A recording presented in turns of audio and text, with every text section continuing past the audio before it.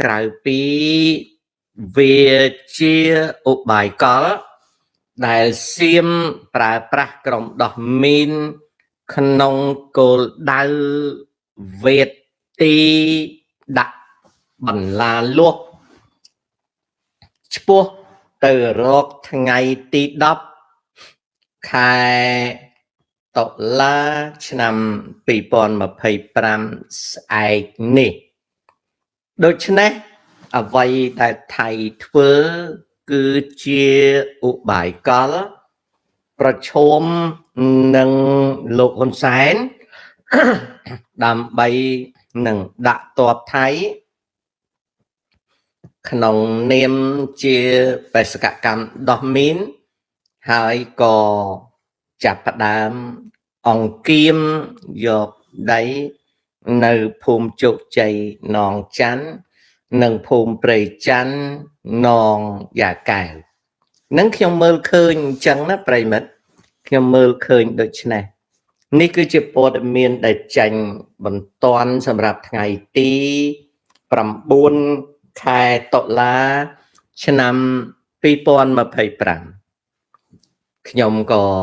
នឹកឃើញថាបើចាំប្រហែលម៉ោងមុនទៅមុខទៀតរហូតដល់ល្ងាចយប់នៅកម្ពុជានៃថ្ងៃទី9ទើបខ្ញុំចេញផ្សាយរឿងនេះវាយឺតពេលដូច្នេះហើយខ្ញុំក៏ទទួលទានអាហារបន្តិចតួចហើយក៏សម្រាប់ធ្វើនៅ show ខ្លីមួយនេះចង់ប្រាប់ថាថៃចេញស្នៀតមួយស្នៀតទៀតគឺបញ្ជូនលិខិតជាបន្ទាន់ទៅកាន់យោធភូមិភាគកម្ពុជាជូនដំណឹងថានឹងចាញ់ដោះមីនឆាប់ការដែលចាញ់ដោះមីនឆាប់នេះគឺគ្មានអ្វីជារឿងដោះមីនទេគឺវាជាឧបាយកលរបស់ថៃក្នុងការចាញ់ទ័ពបន្លំជាបេសកកម្មដោះមីនដើម្បីច្បាមយកដីនៅនងច័ន្ទនងយ៉ាកែវដាក់បន្លាលួសពង្រឹងការពង្រីកបូរណភាពដែនដីរបស់ថៃដែលថៃថាជារបស់វានេះគឺជាអ្វីដែលកំពុងតែធ្វើឡើងណាបងប្អូនណាអញ្ចឹងថ្ងៃនេះថ្ងៃទី9សភាពការដែលកើតឡើងនៅអូបៃជាន់គឺកំពុងតែឈានទៅរកការតានតឹងបាទឈានទៅរកការតានតឹងបាទឈានទៅរកការតានតឹងដែលការតានតឹងនេះគឺជាឧបាយកលដែលណាគឺជាឧបាយកលដែលគេធ្វើក្នុងគោលដៅដែលគេធ្វើក្នុងគោលដៅដើម្បីនឹងអង្គាមទឹកដីយកជាមូលដ្ឋានប្រឈមនឹងលោកហ៊ុនសែនដែលចាប់ផ្ដើមសង្គ្រាមមួយបែបទៀតហៅថាសង្គ្រាមប្រឆាំងនឹងលុយបាតសង្គ្រាមប្រឆាំងនឹងលុយបាតដែលខ្ញុំអធិប្បាយពីម្សិលមិញបន្តទៅទៀតបាទបន្តទៅទៀតក្នុងគោលដៅដែលលោកហ៊ុនសែនគាត់នឹងសាក់លបងមើលបាទដែលលោកហ៊ុនសែនគាត់នឹងសាក់លបងមើលថាតើគាត់អាចយកឈ្នះថៃរបៀបម៉េចដូច្នេះ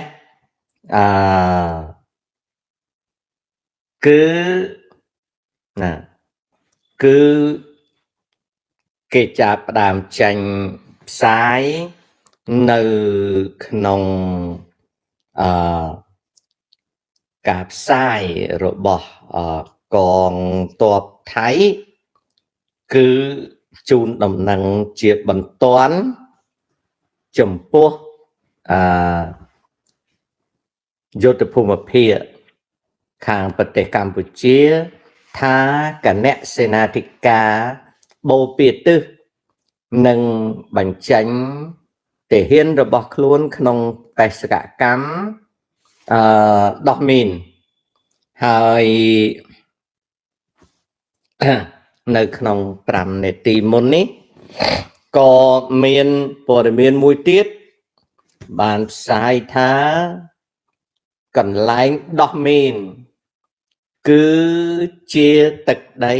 បូរណភាពនិងអធិបតេយ្យភាពរបស់ថៃហើយ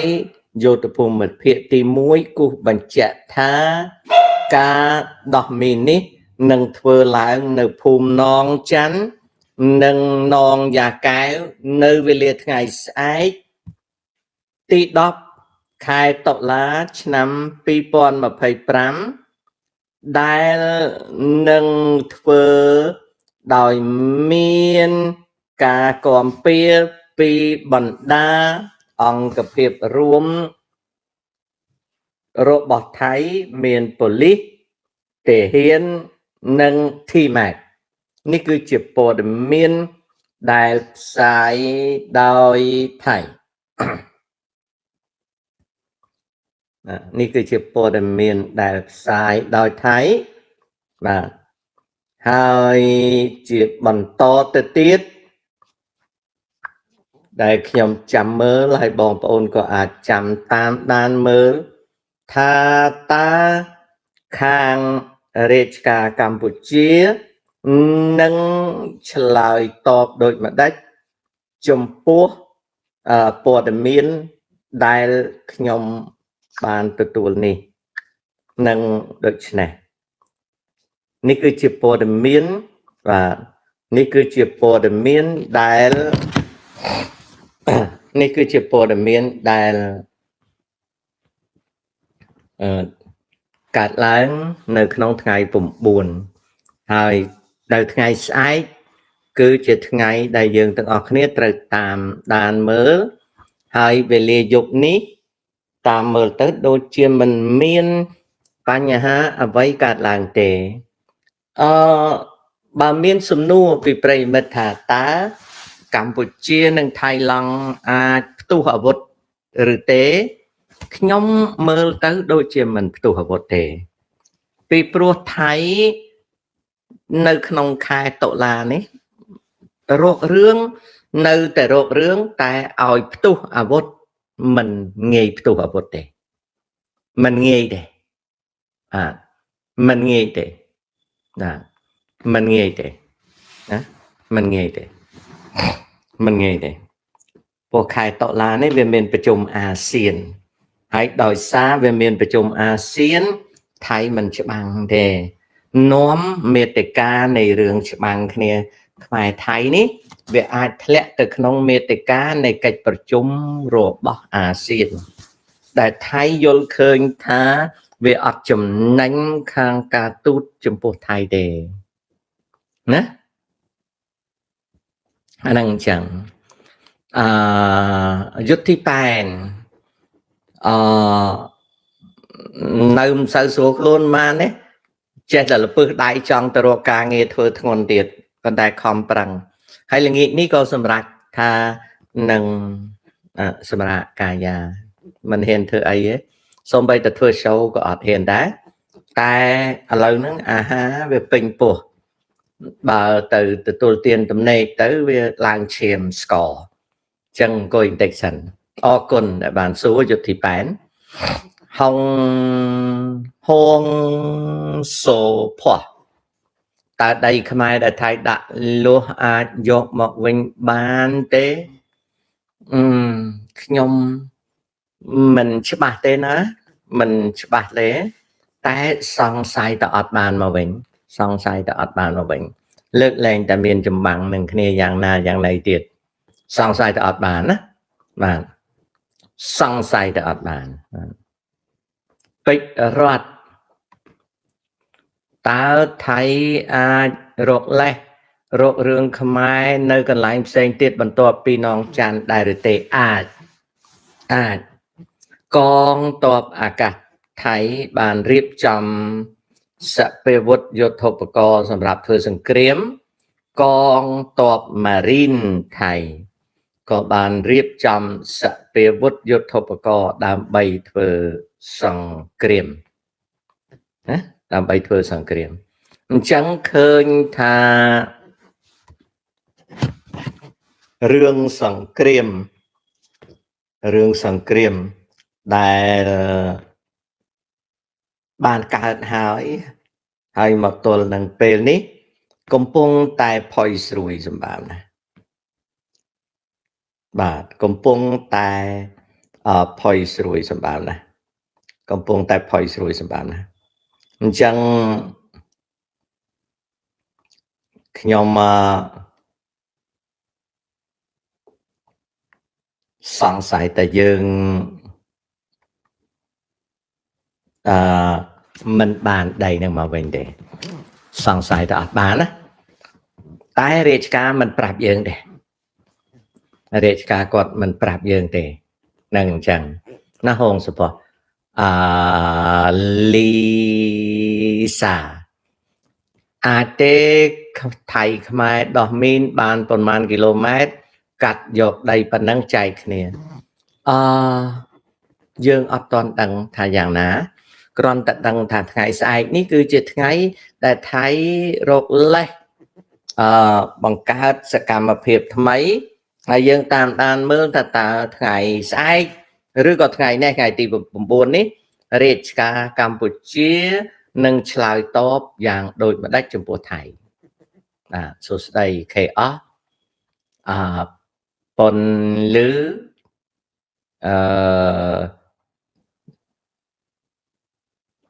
ឆ្លើយជូនប៉ុណ្ណឹងអំបាលបាយhello បាទខ្ញុំគ្មានអ្វីច្រើនពេកទេបាទគ្មានអ្វីច្រើនពេកទេខ្ញុំល្ងាចនេះខ្ញុំមិនបំរុងនឹងធ្វើទេខ្ញុំចង់សម្រាកតែខ្ញុំទទួលទានបាយហើយវាតឹងពោះក៏ខ្ញុំនៅអង្គុយបន្តិច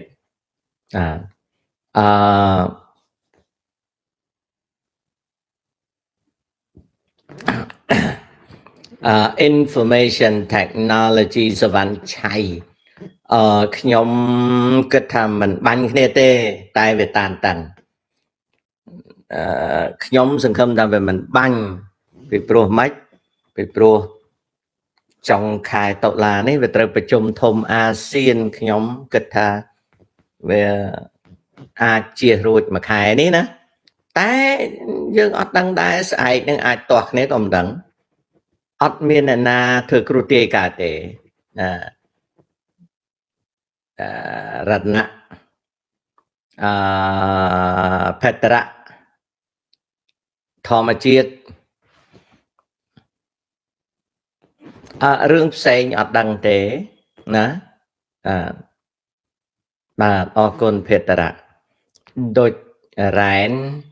តើលោកហ៊ុនសែនអាចមានសមត្ថភាពទប់ទល់នឹងវាយបកទៅថៃវិញបានដែរឬទេអត់ដឹងដែរកំពុងតែតាមដានមើលគាត់បាទពេជ្ររតបាទខ្ញុំមានព័ត៌មានប៉ុណ្ណឹងណាបងប្អូនអត់មានអីធំៗទេគ្រាន់តែប្រាប់ថាថៃចេញមកស្នៀតដោយជូនព័ត៌មានទៅខាងភូមិភាគខ្មែរស្ដីពីការដោះមីនថ្ងៃស្អែក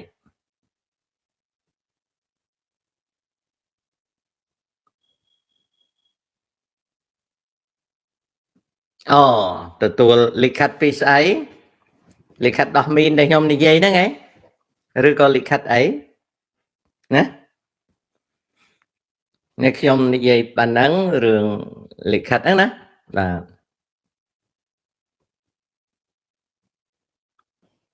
ICJ អាចប្តឹងអត់បានមានបញ្ហាស្អីកាន់សួស្ដី